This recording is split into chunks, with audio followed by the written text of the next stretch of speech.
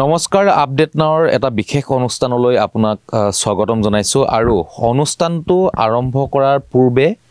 মই আপোনালোকক প্ৰায় 19 বছৰ পূৰ্বে গোৱা এটা গান শুনাই লব বিচাৰিছো আৰু গানটো শুনাৰ পিছত তেখেত কোন আৰু কাৰ লগত মই আজি এই অনুষ্ঠানটো কৰিব আহিছো তাৰ পিছত কম আপোনালোকে শুনিলক প্ৰথমে হেই 19 বছৰ পূৰ্বে গোৱা হেই বিশেষ গানটো নমস্কাৰ মই আজি আৰম্ভ মোৰ কাকপথাৰৰ সুনিশ্চয় কৃষ্ণ জাতীয় বীৰ শ্বহীদ অমৰ বীৰৰ কথা আৰু সুৰৰ কথা আৰু সুৰৰ ভালভাৱে মোৰ আপোন এই দেশৰ মাটি মোৰ সপোন সূৰুজ জ্যোতি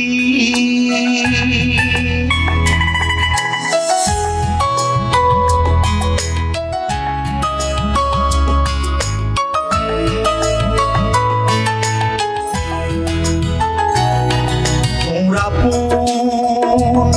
এই দেশৰ মাটি মোৰ সপোন সূৰুজ জ্যোতি জীৱনে মৰণে মোৰ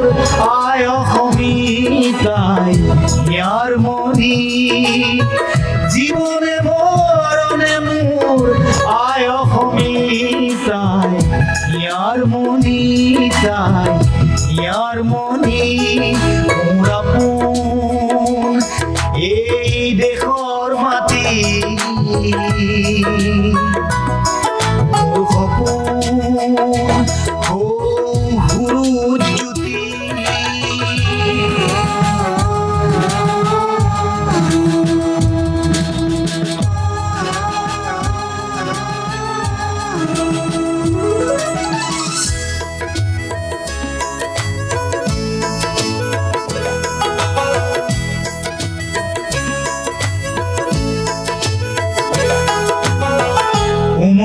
জামলু এই মাটিতে আঘাৰ খৰগ ৰচো এই মাটিতে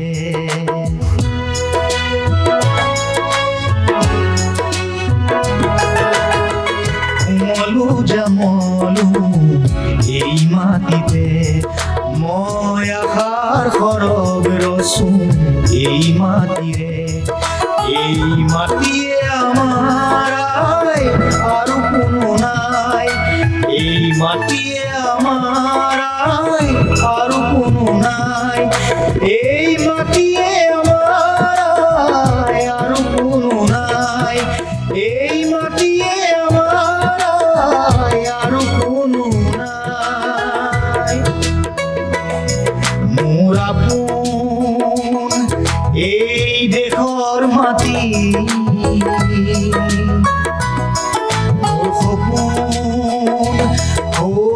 সূৰুজ জ্যোতি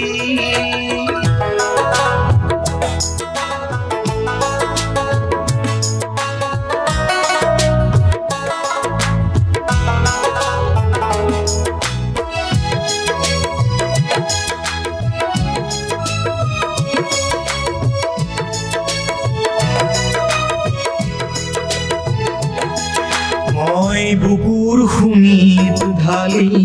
এই মাটিতে যদি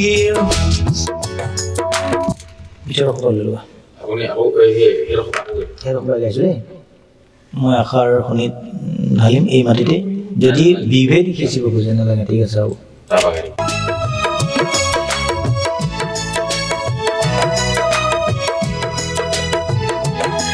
মই বুকুৰ শুনিত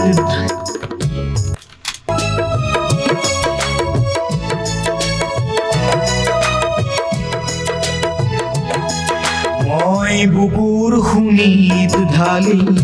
এই মাটিতে যদি হৃদয় যদি বিভেদ সিঁচিব খোজে কেলে অহা নাই মোৰ বস্তুটো মই বুকুৰ শুনিত ঢালি এই মাটিতে যদি বিভেদ সিঁচিব খোজে আইৰ বুকুতে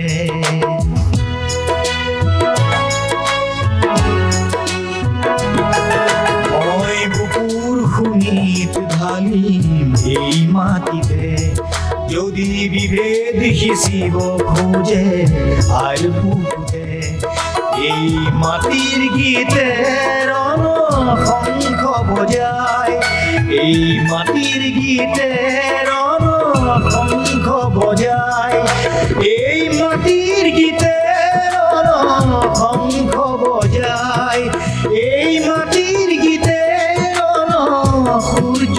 বজায় মোৰ আপোন এই দেশৰ মাটি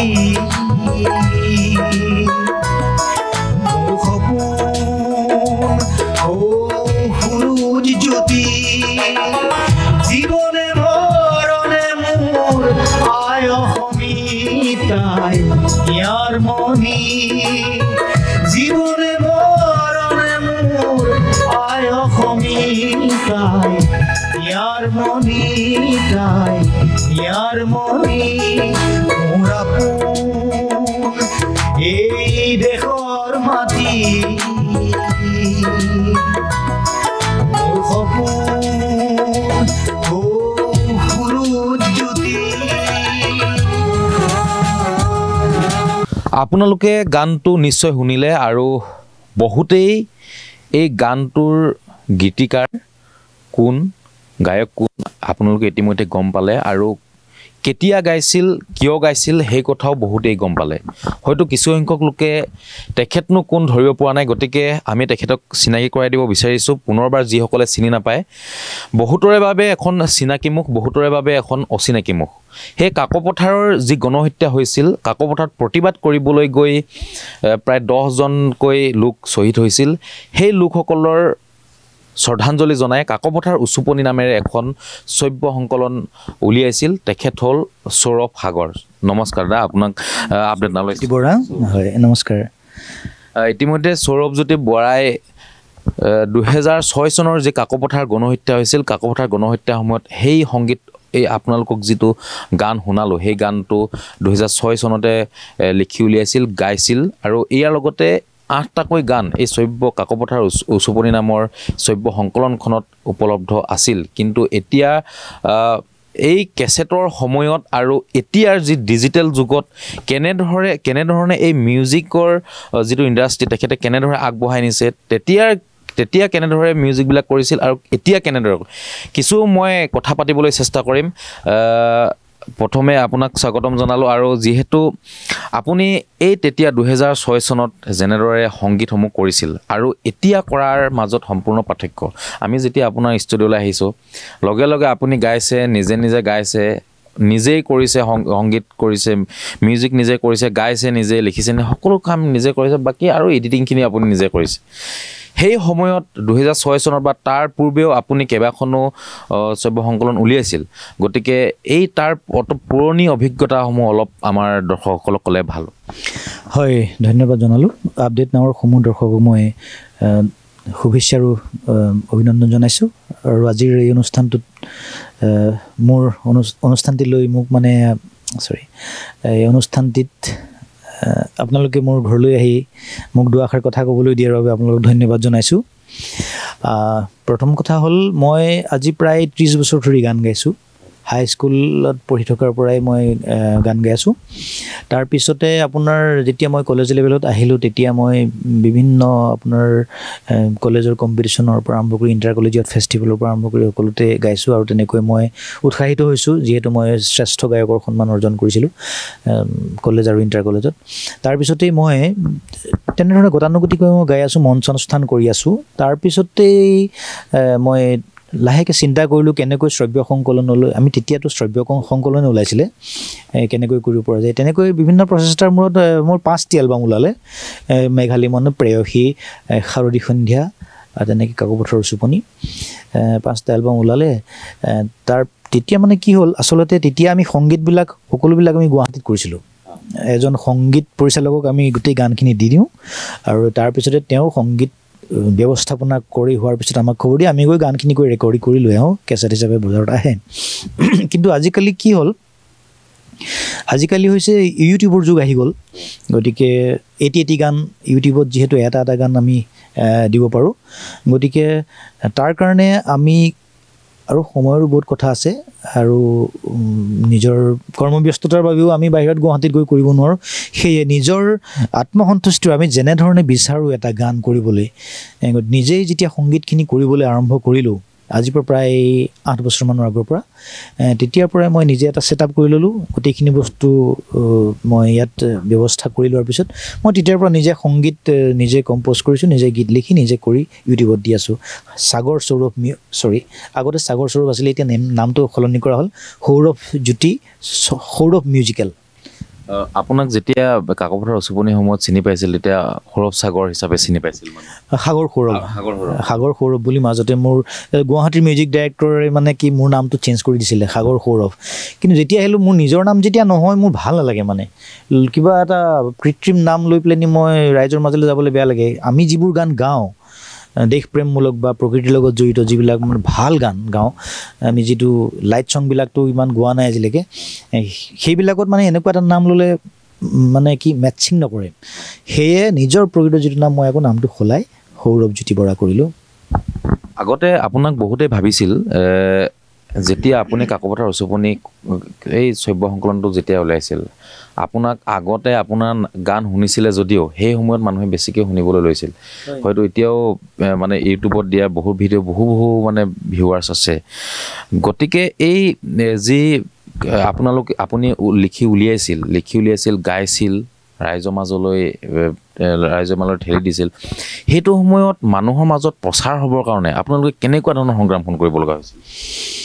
আচলতে তেতিয়াৰ দিনত আমাৰ এই আজিকালিৰ যিটো মিডিয়া এভেইলেবিলিটি নাছিলে, গতিকে তেতিয়া অকল এটাই, যেতিয়া মোৰ কাকপথাৰ উচুপনি আৰু বাকীখিনি এলবাম ওলাইছে তেতিয়া অকল আপোনাৰ নৰ্থ ইষ্ট বুলি এনি বুলি এটা চেনেল আছিলে অকল। আমিতো সিমান দূৰলৈ আমি চিন্তা কৰিব নোৱাৰিছিলোঁ তেতিয়া। আৰু মানে কি হ'ল, আমি খুব মানে কি আমাৰ মনবিলাক বিস্তীৰ্ণ নাছিলে, আমি অকল তিনিচুকীয়া কাকপথাৰৰ ভিতৰতে সীমাবদ্ধ হৈ থাকিলোঁ। গতিকে আমি ফ'কাছত আহিব নোৱাৰিলোঁ তেতিয়া। কিন্তু এতিয়া আমাৰ যেতিয়া ইউটিউবত আমি আমাৰ গানবোৰ দিবলৈ ধৰিলোঁ, তেতিয়া আমি ৰাইজৰ পৰা বহুত মৰম পাইছোঁ, ভাল লাগিছে, অনুপ্ৰেৰণা পাইছোঁ, সেইকাৰণে গীত বনাই আছোঁ। এতিয়া কা আন্দোলনৰ সময়ত মই 3-4টা গীত মই কৰিছোঁ, স্বদেশ প্ৰেমৰ গীত। সেইখিনি গীত খুব ভাল মানে আপোনাৰ ৰেছপন্স পাইছে ৰাইজৰ পৰা, ভাল লাগিছে। কথা আৰু পাতিম ইয়াৰ মাজতে। আপোনাৰ গান বেছিকৈ স্বদেশ প্ৰেমৰ লগত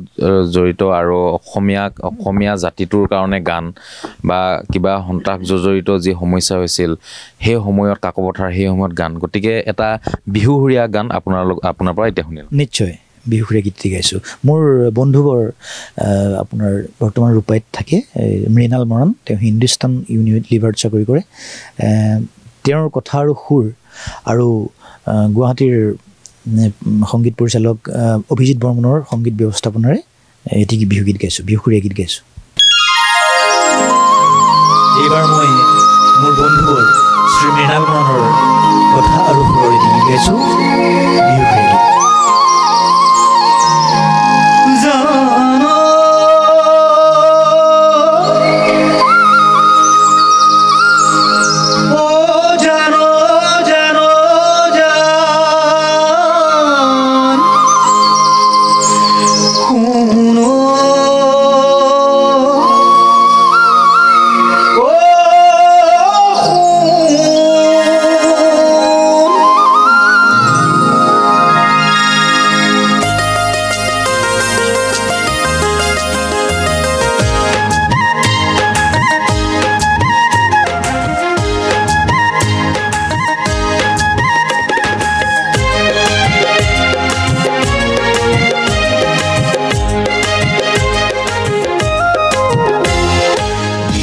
আহিছে ৰঙেৰে ৰূপেৰে শুনাচোন এবাৰ শুনাচোন, জেতুকা সানিবৰ হ'ল তোমাৰ ফুল পুতলিবৰ হ'ল, মোৰো যে মনে এখন বুজনি নেমানে,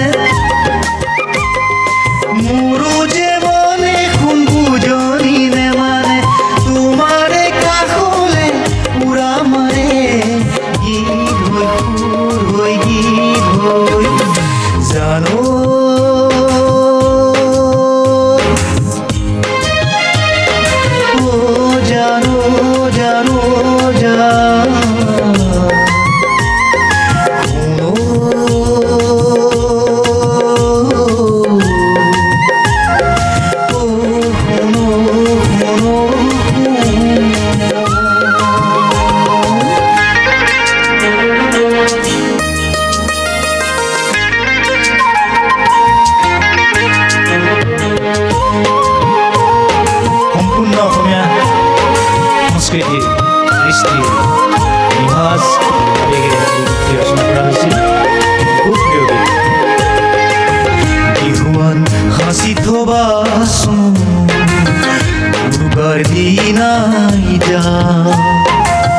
তোমাৰে মৰম লগা মুখনি প্ৰাণ ভৰিয়ে বাসা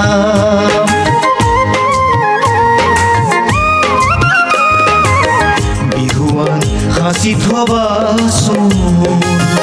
উৰুকাৰ দিনাই যা তোমারে মরম লগা মুখনি প্রাণ ভরিয়ে বাসা খোপাতে গুজি দিম কপৌ ফুলে পাহি খোপাতে গুজি দিম কপৌ ফুলে পাহি মরম যাচি বাহুন হাঁহি হাঁহি আলপি মনে মনে আলপি জানো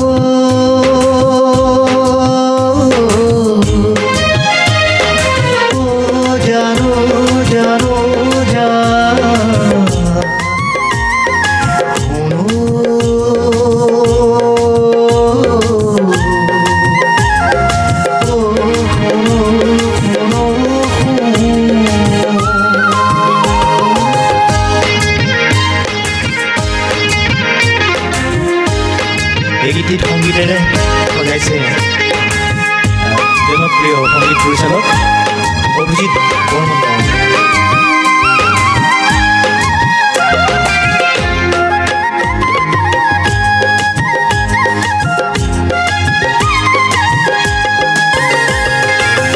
গছৰ কুঁহি পাতে হালিব জানিব বতাহ দৌৰিব প্ৰাণ বিৰহিনী পক্ষীয়ে বিৰহীত জুৰিব এয়া যে বসন্তৰ গান গছৰ কুঁহি পাতে হালিব জানিব বতাহ দৌৰিব প্ৰাণ বিৰহিনী পক্ষীয়ে বিৰহীত জুৰিব এয়া যে বসন্তৰ গান পেপাৰ সুৰে সুৰে ধুলে গৰু জীৱ পেপাৰ সুৰে সুৰে ধুলে গৰু জীৱ মনৰে উলাহ আকাশ উঠলিব গীত হৈ গীত হৈ জানো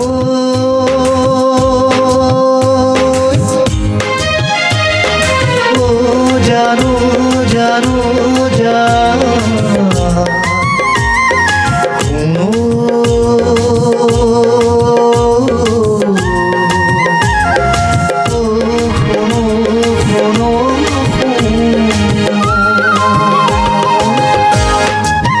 আপোনালোকে সৌৰভজ্যোতি বৰাৰ গান যিসকলে পূৰ্বৰ পৰা শুনি আছিলে তেখেতলোকে প্ৰায় সকলে আৰু বেছি সংখ্যক গান স্বদেশ প্ৰেমমূলক গান শুনে কিন্তু তেখেতে বিহুহুৰীয়া গানো গায় আপোনালোকে নিশ্চয় শুনিলে আৰু কেনে পালে এই বিহুহুৰীয়া সৌৰভজ্যোতি বৰাৰ বিহুহুৰীয়া এই গীতটি আপোনালোকে জনাবলৈ নাপাহৰিব আমাৰ কমেণ্ট বক্সত আৰু মই আৰু কথা পাতিম আপুনি যিহেতু কাকপথাৰ উচুপনি সময়ত সেই সময়ত ৰাষ্ট্ৰসন্ত্ৰাসত যিসকল লোক বলি হৈছিল তেওঁলোকক শ্ৰদ্ধাঞ্জলি জনাই বা আপুনি আপোনাৰ ভাষাৰে আপোনাৰ গানৰ ভাষাৰে প্ৰতিবাদ কৰিছিল সেই সময়ত আৰু সেই সময়ত প্ৰতিবাদ কৰোঁতে যেনেদৰে এতিয়া দেখা যায় কিছুমান গান লিখা মানুহ হওক বা গান গোৱা মানুহ হওক কবিতা লিখা মানুহ হওক চৰকাৰৰ ফালৰ পৰা কিছু পৰিমাণে তেওঁলোকক ট্ৰেইনিং দিয়ে বা তেওঁলোকক অলপ বিপদত পৰে গতিকে সেই সময়ত আপুনি ইমান এনেকুৱা গান লিখিছিল কেইবাটাও গান গাইছিল লিখিছিল সেই সময়ত মানুহৰ মন এতিয়াও যদি সেই গানকেইটা গায় বা শুনে মানুহৰ মন এতিয়াও তেজ উঠলি উঠে গতিকে সেই সময়ত আপুনি চৰকাৰৰ ফালৰ পৰা কিবা তেওঁলোকে অসুবিধা কৰিছিল নেকি আপোনাৰ অসুবিধা মানে মইতো ব্যক্তিগতভাৱে একো অসুবিধা পোৱা নাই, কিন্তু মই কিছুমান কথা শুনিছিলোঁ। আপোনাৰ যিহেতু কাকপথাৰৰ উচুপনে শ্ৰব্য কেছেটটো শ্ৰব্য সংকলনটি মই আপোনাৰ স্বৰ্গীয় অমৰ মিলিৰ শ্বহীদ অমৰ মিলিৰ পবিত্ৰ স্মৃতিত মই উৎসৰ্গা কৰিছিলোঁ। গতিকে সেই সময়ত হয়তো বহুতো চৰকাৰপন্থী ব্যক্তি আমাৰ মাজত আছিল। তেওঁলোকে হয়তো আমাৰ সেনাবাহিনীক হয়তো কোনো জনাইছিল যে এই যাৰ স্মৃতিত এলবামটি কৰা হৈছে সেইজন আমুক। গতিকে তেনে ক্ষেত্ৰত মানে তেওঁলোক অলপ মানে সজাগ হৈছিল।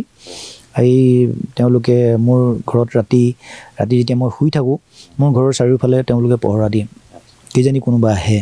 কিন্তু মোৰতো তেনেকুৱা ধৰণৰ কোনো নাছিল। তাৰোপৰি য'ত আমাৰ শ্ৰব্য সংকলনসমূহ বিক্ৰী হৈছিল দোকানত, তাত আৰ্মীয়ে সোধা পোছা কৰিছিল এওঁ কোন হয়, এওঁ এইবিলাক আমুকৰ গান গাইছে। তেতিয়া মানে দোকানীজনে ক'লে, যিহেতু তেতিয়ালৈকে মোৰ 5টা এলবাম ওলাই গৈছে, প্ৰত্যেক বছৰে এটা এটাকৈ 5টা কেছেট ওলাইছে, গতিকে দোকানীয়ে ক'লে যে এজন প্ৰফেশ্যনেল ছিংগাৰ হয়, যোনে পে'মেণ্ট কৰে তেওঁ গায়, গতিকে তেওঁৰ লগত এইটো প্ৰফেশ্যন, গতিকে আপোনালোকে যদি পইচা দিয়ে আপোনালোকৰ কাৰণেও গান গাব। তেনেকৈ কোৱাৰ পিছত মোক বিশেষ একো অসুবিধাৰ সৃষ্টি নহ'ল। খালি কাকপথাৰৰ উচুপনে শ্ৰব্য সংকলনটো বজাৰৰ পৰা প্ৰশাসনে সম্পূৰ্ণৰূপে বেন কৰি দিলে, সকলো কেছেট উঠাই লৈ গ'ল। আপোনাৰ মানে এই কাকপথাৰৰ উচুপনি যিটো শ্ৰব্য সংকলনৰ কেছেটসমূহ সেইসমূহ আপুনি বিকিব নোৱাৰিলে? বিক্ৰী কৰা নহ'ল, চব পুচিং চেলত গ'ল আৰু পুচিং চেল কৰা হ'ল। এইটো একমাত্ৰ চৰকাৰৰ ফালৰ পৰা বাধা বুলি ক'ব কাৰণে সেইটো বাধাৰ কাৰণে হ'ল আৰু তেওঁলোকে মানে জাতীয় প্ৰেম জাগ্ৰত হোৱাত উৎসাহ দিবলৈ তেওঁলোকে হয়তো অসুবিধা পালে। কিন্তু গীতটো মই আচলতে ভাল পাওঁ, গীতটো স্বদেশ প্ৰেমৰ গীত গাই ভাল পাওঁ, সেইকাৰণে গাইছোঁ। বিহুসুৰীয়াও গাইছোঁ, ৰোমান্টিকো গাইছোঁ, কিন্তু স্বদেশ প্ৰেমৰ প্ৰতি মোৰ এটা বেলেগ আকৰ্ষণ আছে, নাজানো কি কাৰণে, সেইকাৰণে মই গাই ভাল পাওঁ। কাকপথাৰৰ উচুপনিৰ আৰু এটা গান আপোনাৰ পৰা এতিয়া শুনি ল'ম। নিশ্চয়, এইটো গীতটি লিখিছে আপোনাৰ শ্বহীদ অমৰ মিলি, তেখেতৰ পৰিয়ালবৰ্গৰ পৰা মই গীতটি কালেকশ্যন কৰি স্বৰ্গীয়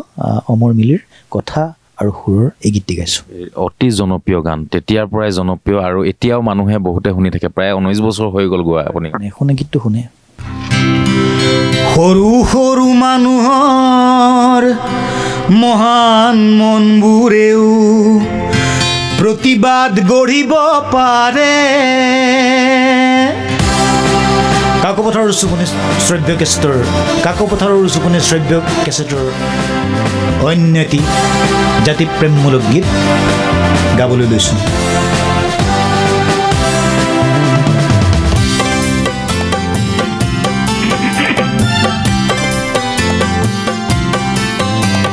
সৰু সৰু মানুহৰ মহান মনবোৰেও প্ৰতিবাদ গঢ়িব পাৰে। সৰু সৰু মানুহৰ মহান মনবোৰেও প্ৰতিবাদ গঢ়িব পাৰে। অসমৰ মানুহে প্ৰতিবাদ কৰিলে, অসমৰ মানুহে প্ৰতিবাদ কৰিলে, সন্ত্ৰাসী কিয় বোলে, সন্ত্ৰাসী কিয় বোলে। অ' মোৰ অসমৰ জনগণ, অ' মোৰ অসমৰ জনগণ, মূল্য হেৰাব চাবা অসমৰ, মূল্য হেৰাব চাবা অসমৰ। সৰু সৰু মানুহৰ মহান মনবোৰেও প্ৰতিবাদ গঢ়িব পাৰে। সৰু সৰু মানুহৰ মহান মনবোৰেও প্ৰতিবাদ গঢ়িব পাৰে। অসমৰ মুজিয়াত নাই কোনো সন্ত্ৰাসী, সংগ্ৰামী আছে বহুজন। আমাৰ আইক যদি শিকলি পিন্ধাব খোজে, আমাৰ আইক যদি শিকলি পিন্ধাব খোজে, আমি কিয় মনে মনে ৰম, আমি কিয় মনে মনে ৰম। অ' মোৰ অসমৰ জনগণ, অ' মোৰ অসমৰ জনগণ, অস্তিত্ব হেৰাব চাবা অসমৰ, অস্তিত্ব হেৰাব চাবা অসমৰ। সৰু সৰু মানুহৰ মহান মনবোৰেও প্ৰতিবাদ গঢ়িব পাৰে, প্ৰতিবাদ গঢ়িব পাৰে।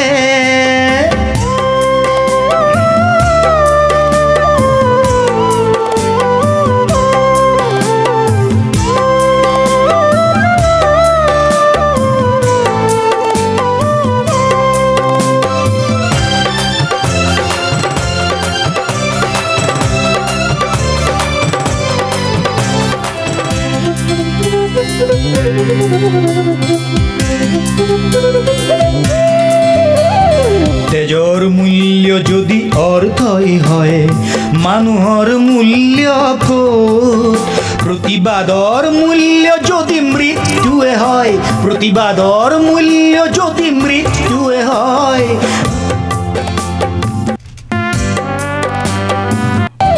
তেজৰ মূল্য যদি অৰ্থই হয় মানুহৰ মূল্য ক'ত প্ৰতিবাদৰ মূল্য যদি মৃত্যুৱে হয় প্ৰতিবাদৰ মূল্য যদি মৃত্যুৱে হয় মানৱতাৰ ৰ'ল গৈ ক'ত মানৱতাৰ ৰ'ল গৈ ক'ত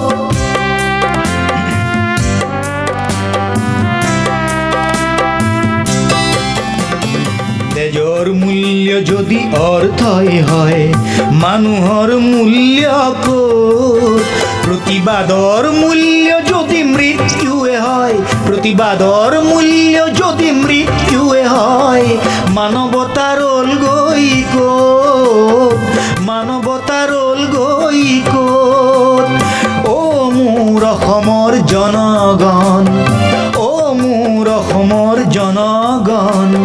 মূল্য হেৰাব চাবা অসমৰ মূল্য হেৰাব চাবা অসমৰ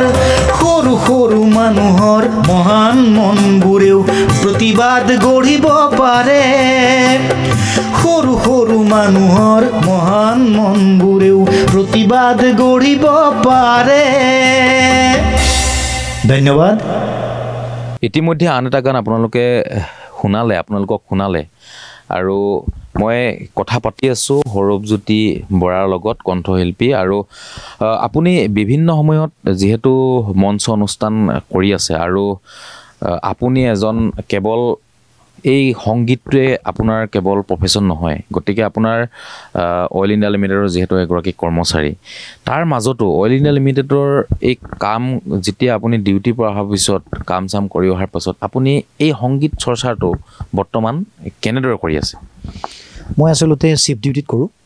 গতিকে মোৰ ওচৰত অজস্ৰ সময় থাকে যেতিয়া নাইট চিফ্ট থাকে মোৰ গোটেই দিনটো মই পাওঁ দুদিন নাইট চিফ্টত দুটা দিন পাওঁ অফ পাওঁ মৰ্ণিং কৰাৰ পিছত গোটেই বাকীখিনি সন্ধিয়া সময়খিনি পাওঁ তেনেকৈ মই সংগীত আচলতে বেছি সময় দিব দৰকাৰ নাই যদি প্ৰপাৰ ৱেত যদি আমি চৰ্চাটো কৰোঁ তেনেহ'লে নিশ্চয় কম সময় চৰ্চা কৰিও হেৰি কৰিব পাৰি প্ৰস্তুত কৰিব পাৰি নিজকে ক্লাছিকেলৰ পৰা আৰম্ভ কৰি সেইখিনি যদি প্ৰেক্টিছ কৰোঁ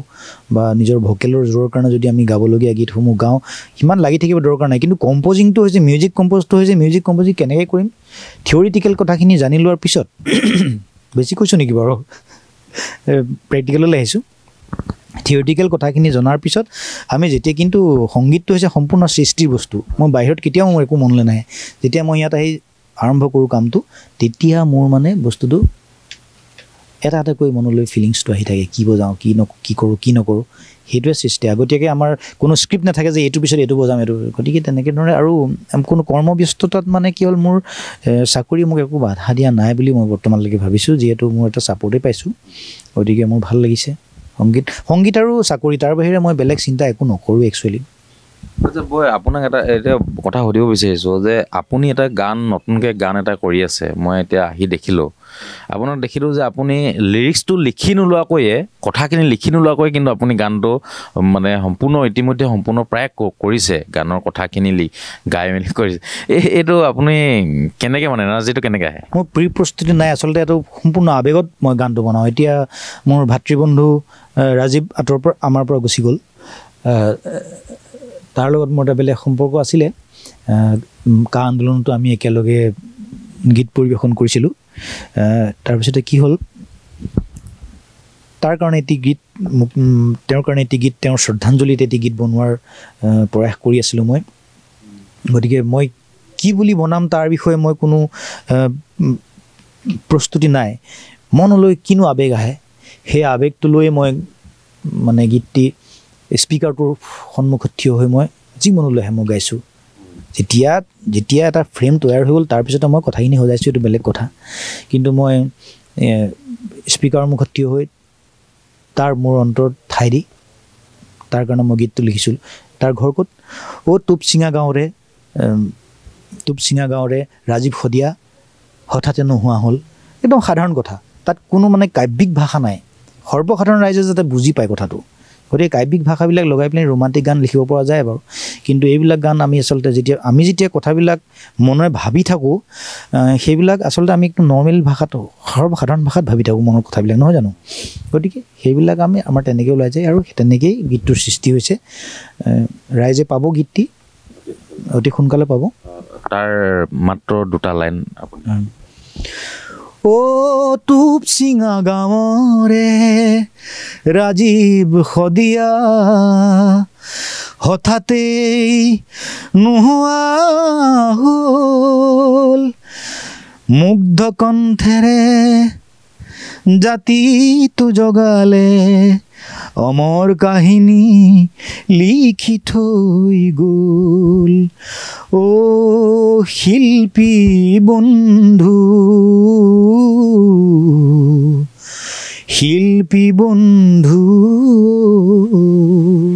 মোৰ অতি মৰমৰ সংগীত শিল্পী তথা বন্ধু ৰাজীৱ শদিয়াৰ আকস্মিক বিয়োগত আমি সংগীত শিল্পীসকল যথেষ্ট মৰ্মাহত হৈ আছোঁ গীত গোৱাৰ আমাৰ মানসিকতা বৰ্তমান নাই তথাপিতো গাবলৈ চেষ্টা কৰিছোঁ ভাইটি ৰাজীৱ শদিয়াৰ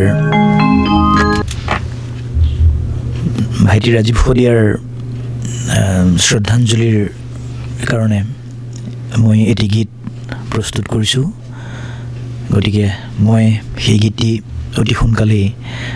ভাইটি বন্ধু ৰাজীৱৰ স্মৃতিত মই মুকলি কৰি দিম তাৰে অকণমান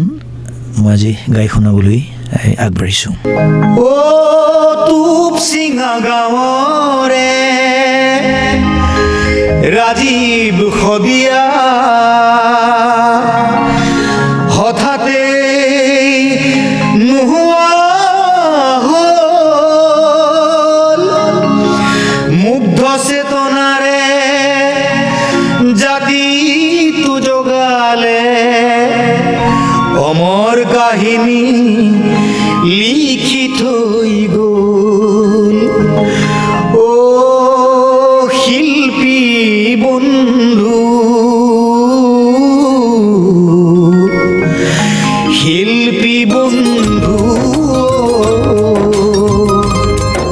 তেনেকৈ বনাইছোঁ মই গীতটো বৰ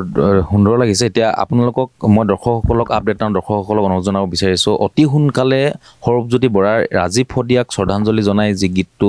ইতিমধ্যেই প্ৰায় সম্পূৰ্ণ হৈছে অতি সোনকালে এইটো মুকলি কৰি দিয়া হ'ব ৰাইজৰ মাজলৈ ৰাইজে শুনিবৰ কাৰণে গতিকে আমাৰ ফালৰ পৰা অনুৰোধ কৰিছোঁ জনতাৰ কথা কোৱা জনতাৰ সমস্যাৰ হকে কাব্যিক জনতাৰ সমস্যাসমূহৰ হকে গানৰ ভাষাৰে কথা কোৱা সৌৰভজ্যোতি বৰাক আপোনালোকে যদি বিচাৰে আপোনালোকৰ অনুষ্ঠানসমূহত অনুষ্ঠান পৰিবেশন কৰিবৰ কাৰণে বিচাৰে তেতিয়াহ'লে যোগাযোগ কৰিব পাৰে গতিকে মই সেইকাৰণে কি যোগাযোগ কৰিবৰ কাৰণে যোগাযোগ কেনেদৰে কৰিব সেই কথাও মই আপোনালোকক জনাম আৰু দাদা যেহেতু যোগাযোগ কৰিবৰ কাৰণে যোগাযোগ নাম্বাৰ লাগিবই কৰবাত যদি অনুষ্ঠান প্ৰতিষ্ঠান হয় কোনোবাই যদি যোগাযোগ কৰিব বিচাৰে গতিকে আপুনি কেনেদৰে যোগাযোগ কৰিব আপুনি ধৰি লওক যদি আপোনাক ফোনত পায় ফোন নাম্বাৰ আৰু নাইবা আপুনি ক'ৰবাত ঠিকনা যদি আহিব লাগে কোনোবা আহে যোগাযোগ কৰিব আচলতে যিসকল আপোনাৰ অনুষ্ঠানলৈ মোক নিমন্ত্ৰণ জনায় তেওঁলোকে মোক ফোন কৰি সময়লৈ আহি এগ্ৰিমেণ্ট কৰে তাৰপিছতে মই যাওঁ গতিকে মই ফোন নম্বৰটো দি দিম তুমি ডিছক্ৰিপশ্যনত দি দিব পাৰিবা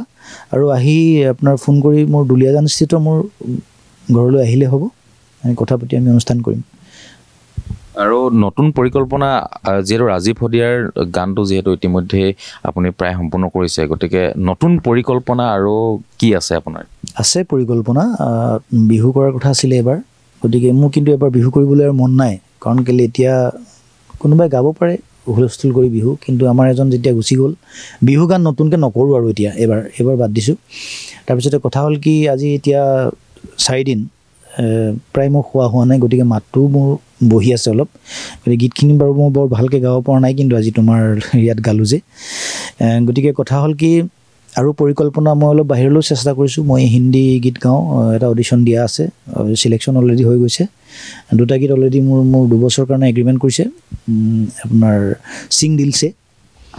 2 বছৰ কাৰণে এগ্ৰিমেণ্ট কৰিছে 8টা গানৰ কাৰণে 2টা গান অলৰেডি মোক দিলে মানে ৰিমেক পুৰণা হিন্দী বোলছবি গীত 2টা গীত মই গাইছোঁ এটা লতা মংগেশকাৰৰ আৰু এটা আপোনাৰ কুমাৰ চানুৰ 2টি গীত ৰিমেক হ'ব এতিয়া অলপতে আহিব গীতটো সেইটো ইউটিউবতে মই প্ৰচাৰ কৰিম বাৰু এইটো এটা অতি ভাল খবৰ আপোনাক এই নতুন যে সাফল্য হ'ল তাত আপোনাক অভিনন্দন ধন্যবাদ মই আগতেও কৈছোঁ মই আচলতে এইবিলাক আচলতে কৈ নাথাকোঁ বাৰু কাকো আজি কৈছোঁ আৰু ওলাইছে কাৰণে মই মুম্বাইলৈ অলৰেডি 2-3 বাৰমান গ'লোঁ শ্ব' কৰিবলৈ মই তাৰ লগত মোৰ অলপমান যোগাযোগ আছে তেওঁলোকে অৰ্গেনাইজ কৰে প্ৰগ্ৰেমবিলাক চেৰিটি শ্ব' হওক যি হওক তেওঁলোকে মাতে মই যাওঁ হিন্দী গীত গাবলৈ মন যায় ইয়াত বৰ সুবিধা নাপাওঁ হিন্দী গীত গাবলৈ গতিকে তাত গাওঁ আৰু এতিয়া তেনেকুৱা পৰিকল্পনা আছে কৰিম 2টামান আৰু বাকি অসমীয়া আপোনাৰ মোৰ বিহুৰ অনুষ্ঠানসমূহ শেষ হোৱাৰ পিছত 2-3টা ৰোমান্টিক গীত আহিব ৰাইজে আদৰি ল'লে হ'ল আৰু ৰাইজে যদি আমাক মৰম দিয়ে যদি চাই শুনে তেতিয়াহ'লে আমাৰ আৰু নতুন সৃষ্টি কৰিবলৈ মন যায় যদি ৰাইজৰ সঁহাৰি নাপাওঁ তেনেহ'লে আমাৰ মনবোৰ ভাগি যায় মোৰ প্ৰিয় শিল্পী শ্ৰদ্ধাৰ মহেন্দ্ৰ হাজৰিকাদেৱৰ খুব মন পৰশাই গীত গাবলৈ লৈছোঁ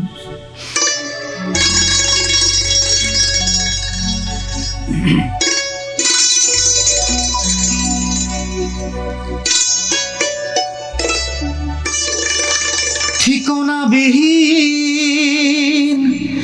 জীৱন নাটৰ ৰলু ভাৱৰীয়া হৈ ৰলু ভাৱৰীয়া হৈ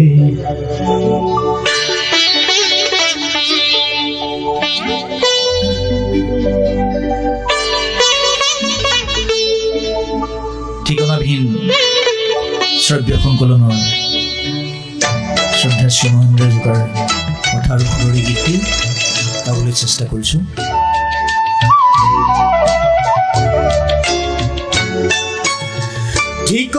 ঠিকনাবিহীন জীৱন নাটৰ ৰলু ভাৱৰীয়া হৈ ৰলু ভাৱৰীয়া হৈ ধৰাৰ ধুনীয়াখিনি গোটাই এনে ধৰাৰ ধুনীয়াখিনি গোটাই এনে জীৱন সজালো মিছাকৈ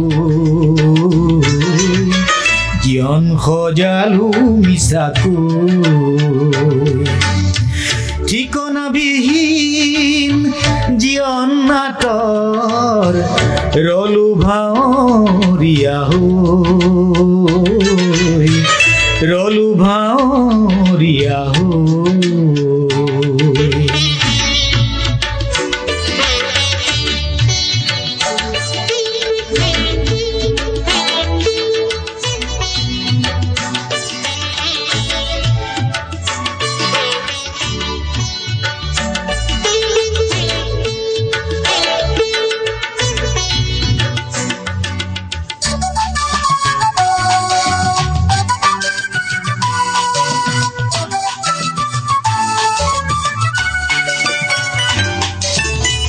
সুখ আৰু দুখৰ কাহিনী সামৰা কত যে হাঁহি চকুলোৰে সুখ আৰু দুখৰ কাহিনী সামৰা কত যে হাঁহি চকুলোৰে এয়েতো জীৱন হাই মাথো দুদিনৰ এয়েতো জীৱন হাই মাথো দুদিনৰ শেষটো নেজানো কেনেকৈ জীৱন সজালো মিছাকৈ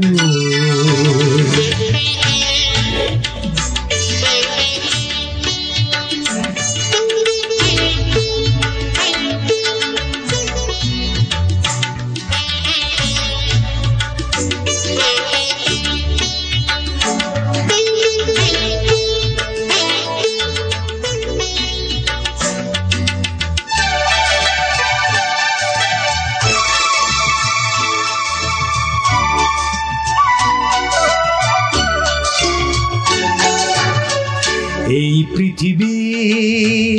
সুন্দৰ এখনি মাথো নাট ঘৰ এখনি মাথো নাট ঘৰ আমি আটায়ে জীৱন নাটৰ আমি আটায়ে জীৱন নাটৰ ভাউৰীয়া সময়ৰ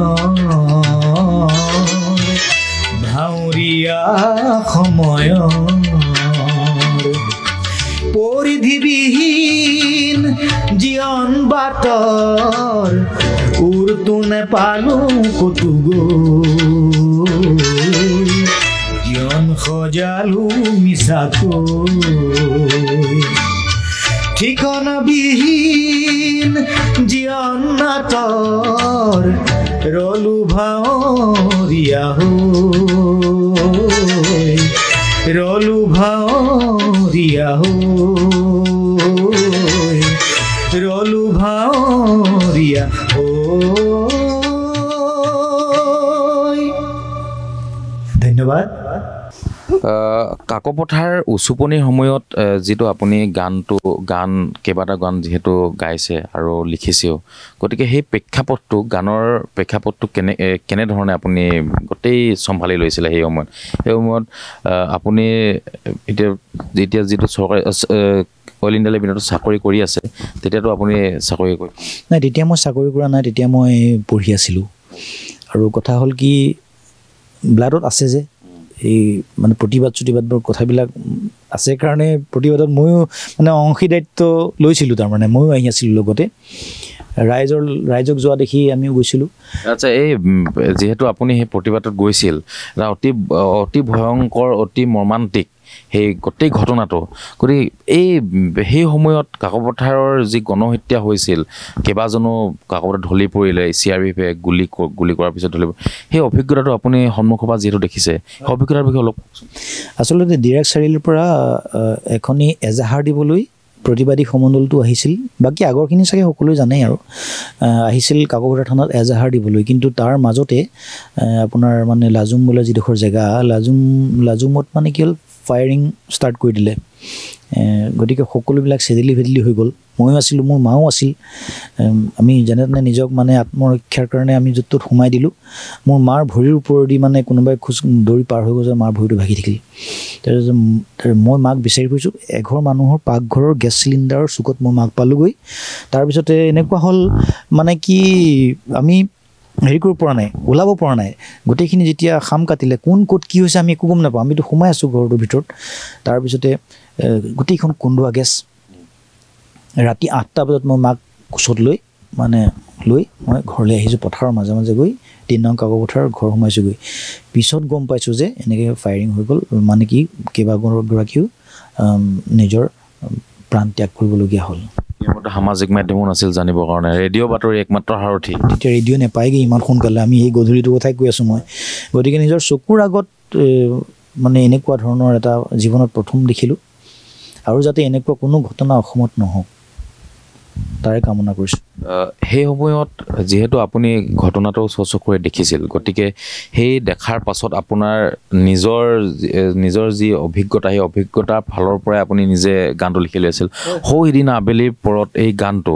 গানটো অতি জনপ্ৰিয় হৈছিল আৰু অতি এটা মানুহে এই গানটো শুনিলেই এটা মানে তেজ গৰম হৈ উঠা বা এই যিখিনি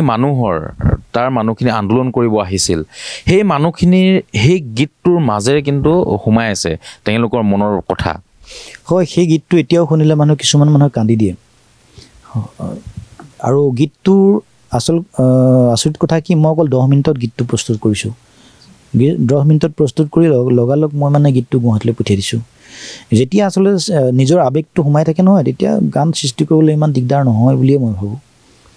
গতিকে সেই গানটো এবাৰ শুনি লওঁ নিশ্চয় শুনিব পাৰিম ইতিহাসৰ প্ৰতিখিলা কাগজেই সোঁৱৰাই যায় সময়ত আৰু এই ইতিহাসেই হাজাৰজনক দি যায় নিজৰ অস্তিত্ব প্ৰাপ্যৰ সংগ্ৰাম কৰি যোৱাৰ উৎসাহ প্ৰেৰণা তেনে ইতিহাসৰে প্ৰতিচ্ছবি সৃষ্টি হৈছিল 2006 বৰ্ষত কাকপথাৰৰ প্ৰতিবাদী জনতাৰ মাজত লিপিবদ্ধ হৈ ৰৈছিল হাজাৰ জনতাৰ চকুলো চুকনি ও কেঁচা তেজেৰে লিখি যোৱা সত্যতা। কাকপথাৰৰ এই সত্যতাক জীয়াই ৰখাৰ চেষ্টা কৰিছিলোঁ সপ্তসুৰৰ মাজেৰে মোৰ কাকপথাৰৰ উচুকনি নামৰ 14 কেছেটত মোৰ নিজৰ কথা আৰু সুৰৰ এই গীতটি মই চেষ্টা কৰিছোঁ। সেই সকল শ্বহীদক মই আজি শ্ৰদ্ধাঞ্জলি জ্ঞাপন কৰিছোঁ,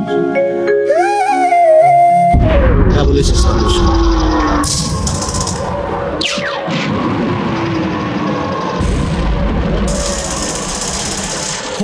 সিদিনা বেলিৰ কথা কাকপথাৰৰ এতিয়া বেলিৰ কথা জনতাৰ তেজেৰে ৰাজপথ ৰাঙুলি হোৱাৰ কথা বুকুৰ শব্দৰ বুকুৰ বঙা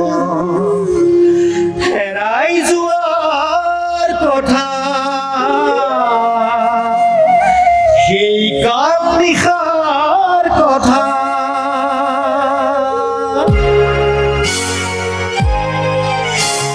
সিদিনা বেলিৰ কথা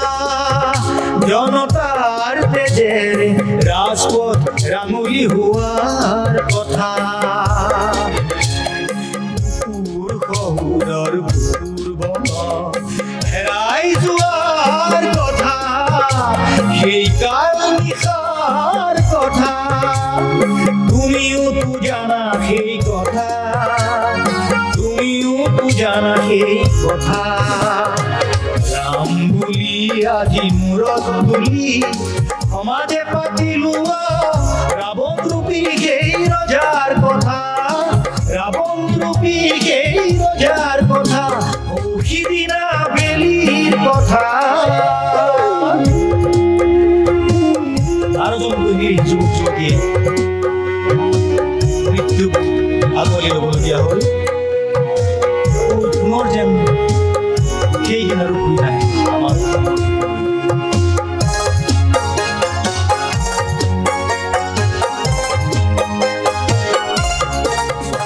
প্ৰতিবাদ কৰিলে হয় প্ৰতিবাদী বিপ্লৱ কৰিলে হয় বিপ্লৱী ন্যায্য প্ৰাপ্তিৰ সংগ্ৰাম কৰিলেই হয় জানো সন্ত্ৰাসবাদী প্ৰতিবাদ কৰিলে হয় প্ৰতিবাদী বিপ্লৱ কৰিলে হয় বিপ্লৱী ন্যায্য প্ৰাপ্তিৰ সংগ্ৰাম কৰিলেই নহয় কোনো সন্ত্ৰাসবাদী এই প্ৰতিবাদী সমদলে জনাতো নাছিলে প্ৰতিবাদৰ প্ৰতিদান মৃত্যু বুলি এই প্ৰতিবাদী সমদলে জনাতো নাছিলে প্ৰতিবাদৰ প্ৰতিদান মৃত্যু বুলি গণতন্ত্ৰ যোগী হয় অৰ্থবিহীন সেই গণতন্ত্ৰৰ বাৰু প্ৰয়োজন কি গণতন্ত্ৰৰ বাৰু প্ৰয়োজন কি গণতন্ত্ৰৰ বাৰু প্ৰয়োজন কি তেনে গণতন্ত্ৰৰ মই বিদ্ৰোহী তুমি বিদ্ৰোহী আমি বিদ্ৰোহী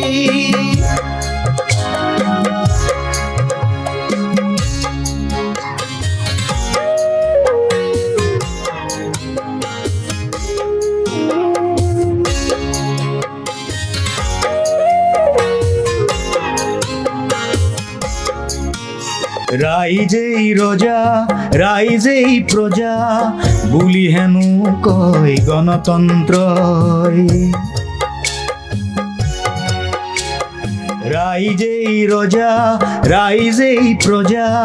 বুলি হেনো কয় গণতন্ত্ৰই ৰক্ষকেই যদি হয় ভক্ষক সেই ৰক্ষকৰ বাৰু প্ৰয়োজন কি গণতন্ত্ৰৰ বাৰু প্ৰয়োজন কি গণতন্ত্ৰৰ বাৰু প্ৰয়োজন কি তেনে গণতন্ত্ৰৰ মই বিদ্ৰোহী তুমি বিদ্ৰোহী আমি বিদ্ৰোহী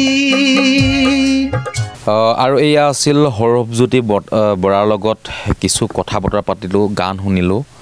আৰু সৌৰভজ্যোতি বৰাই যি নিপীড়িত মানুহৰ কথা গানৰ ভাষাৰে ক'ব খোজে প্ৰায় সেই 20-25 বছৰ আগৰ পৰাই